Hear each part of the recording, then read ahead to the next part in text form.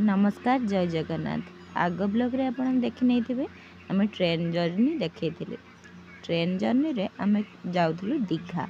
एबे आम आसी दीघा रे पहुँच जाइछु। प्रथम चल जाइछु मंदिर देखि नियंतु केते सुंदर मंदिर परिसर एंट्री टी देखंतु। आम गेट नंबर 2 रे एंट्री करिछु।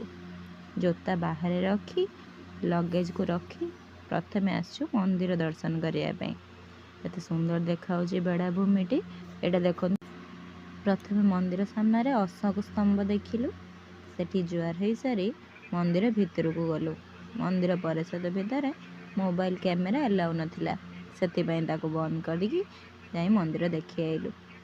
ठाकुर को दर्शन करि आइलु। एठी जी छोट छोट दी साइड रे पद्म पोखरी बहुत सुंदर शांत थिला।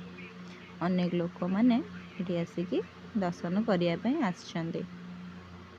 एठी मध्ये भोग व्यवस्था रहिछि। सेटा समय हैला सकाळ 9 रु 12 पर्यंत टिकेट करिया को पड़े, ताले जाय कि आपण भोग खाई परिबे। हमें आगे आसी सारछु बुली गेलु। तापरे हमें जिबु समुद्र को। एठी चली आसछु समुद्र रे बुलीते।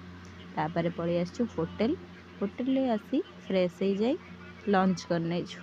लंच रे कौन कौन अच्छी देखि नियंतु। माछ, घांटा तरकारी, डाली, पांपड़ एवं चिकेन खाई दे रेस्ट नहीं छु। एठी रखुची। नमस्कार। पार्ट 2 टा निहाती देखिबे।